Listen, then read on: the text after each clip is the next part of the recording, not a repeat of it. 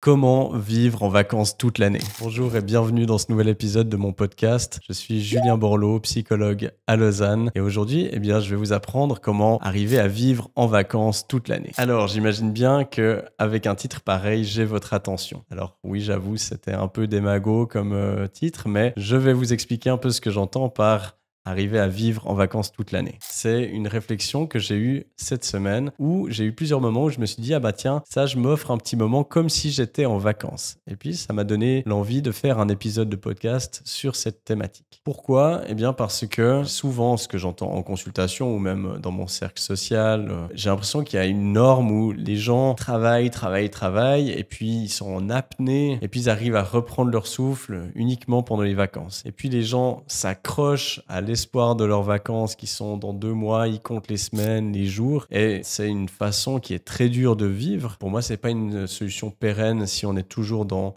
l'espoir que notre job s'arrête. Alors je sais, vous me direz peut-être que vous n'avez pas le choix de faire le métier que vous faites et puis en effet, on est obligé de le prendre en compte. Mais si vous avez des ressources, si vous avez la capacité de peut-être chercher autre chose qui vous plaît vraiment, moi je vous encourage à vraiment essayer de trouver une activité qui vous épanouit parce que c'est là où on passe le plus de temps dans nos semaines. Et donc si on est bien dans notre boulot, on a entre guillemets plus besoin d'être en vacances. Qui n'est pas vrai, parce qu'on a besoin aussi de couper par moment. Mais disons, moi, j'ai vraiment essayé d'inclure ça dans mon quotidien parce que, en tant qu'indépendant, j'ai eu des périodes de 1 an et demi, parfois où j'avais pas pris du tout de vacances. Et du coup, je me suis dit, il faut que j'aille un quotidien qui n'est pas un quotidien qui m'use parce que sinon, ça va pas être possible. Alors maintenant, je prends beaucoup plus de congés qu'avant, mais j'ai dû avoir ça pour tenir sur la durée. Alors, pour cet épisode, je vais vous proposer de réfléchir au concept de minutes de vacances. Et puis,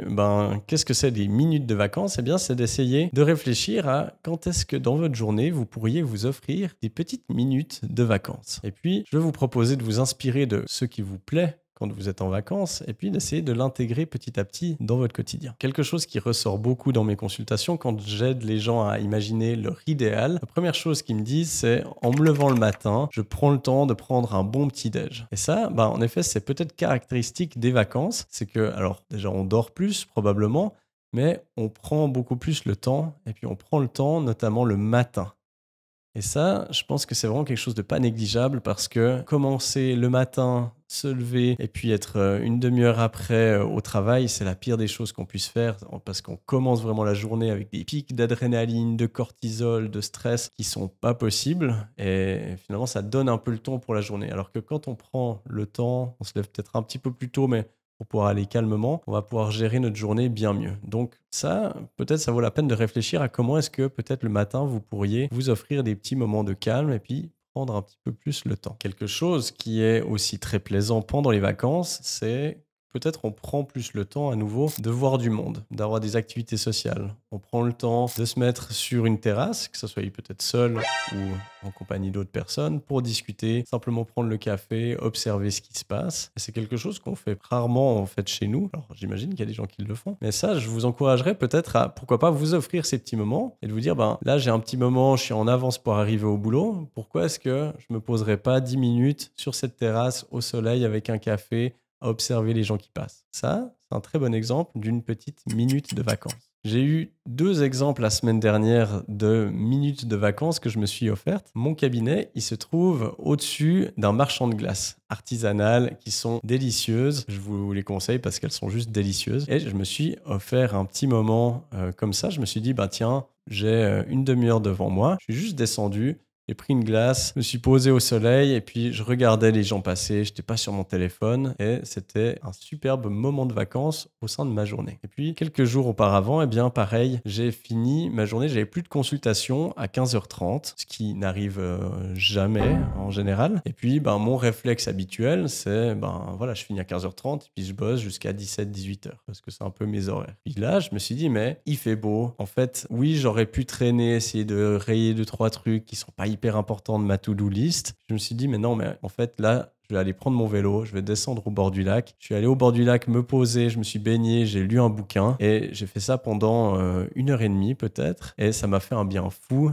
et c'était un moment de vacances à nouveau dans ma semaine. Quelque chose qu'on fait davantage également en vacances, eh bien, c'est s'organiser des activités parce que, eh bien, on est peut-être à l'étranger ou dans une région qu'on ne connaît pas et du coup, on se planifie des visites, des choses à faire qu'on ferait peut-être pas chez nous. Alors que, eh bien, moi je vis à Lausanne, qui est une ville splendide et autour, il y a des milliers de choses à faire et pourquoi pas devenir des touristes dans notre propre ville, dans notre propre pays et puis, prendre le temps de se dire: «Mais tiens, même aujourd'hui, j'ai 2 heures pour aller me balader. Pourquoi est-ce que j'irais pas visiter un quartier que je connais pas dans ma ville? Pourquoi est-ce que j'irais pas voir, une église à côté de laquelle je passe, tous les jours et que, j'ai jamais vraiment visité?» Et puis vraiment, en fait, se mettre dans la peau d'un touriste dans votre lieu de vie pour amener un petit peu de cette curiosité et de cette nouveauté dans votre quotidien. Un autre conseil que je pourrais vous donner pour instaurer des minutes de vacances dans votre quotidien, ça serait de se balader sans but. Et ça, ça vient un peu d'un conseil qu'on me donne souvent quand on me parle d'une ville et puis on me dit: «Ah non, mais ça, de toute façon, c'est une ville, il faut se perdre un peu dans les ruelles». Et puis c'est un conseil qui me fait toujours rire, mais que je trouve très plaisant, en effet, notamment dans les villes, je sais pas, en Italie, on n'a pas forcément besoin d'aller voir un truc précis, juste se balader, admirer l'architecture,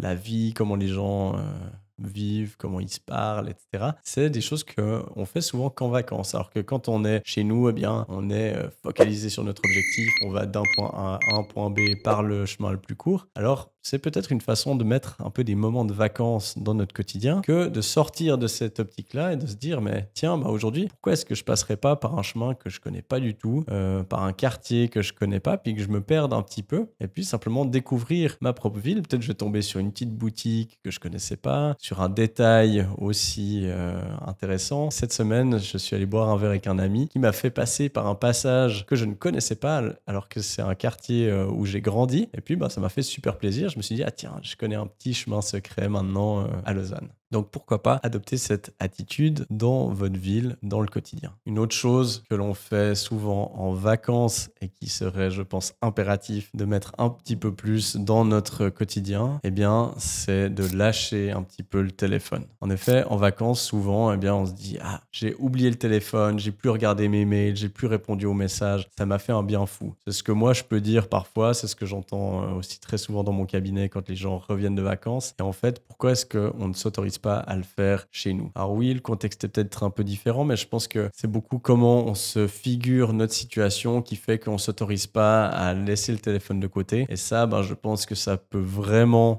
nous offrir des moments de vacances dans notre quotidien. Ça va être aussi très très bon au niveau de notre cerveau, de notre attention, de nos sécrétions de dopamine, parce que le fait d'être constamment sur le téléphone, c'est quelque chose d'extrêmement nocif. Donc ça, c'est peut-être un conseil vraiment judicieux pour vous offrir des moments de calme et des moments de vacances dans votre vie de tous les jours. Alors maintenant, comment faire pour s'offrir ces petits moments de vacances dans le quotidien? Eh bien, je pense peut-être à 2 façons différentes de le faire. La première, ça serait de saisir les opportunités quand elles se présentent. Je vous ai donné l'exemple de quand j'ai terminé à 15h30 et que j'ai vite sauté sur mon vélo pour aller au bord du lac. Eh bien, je vous encouragerais à saisir ces opportunités. Alors, je pense par exemple à mes collègues psychologues, quand tout d'un coup quelqu'un annule au dernier moment la séance, c'est quelque chose qui souvent nous agace et puis on se dit, ah mais là je vais perdre mon temps. Enfin, pourquoi pas changer la façon de voir ça et puis se dire, tiens, je m'offre 1 heure, je vais aller me poser dehors sur une terrasse, profiter un petit peu, sortir un bouquin, peu importe. Donc ça peut être de le prendre de manière spontanée. Après, la difficulté que je vois avec ça, c'est que le risque, c'est qu'on oublie et qu'il y ait toujours quelque chose de plus urgent qui passe avant. Et ça m'amène donc à la deuxième manière de faire pour être sûr, cette fois, de vous offrir des petits moments de vacances. Eh bien, c'est de planifier dans votre agenda des moments où il n'y a rien. Vraiment à l'avance, vraiment bloquer des plages horaires où vous savez que là, il n'y a rien, que vous ne planifiez rien. Et puis, alors après, vous pouvez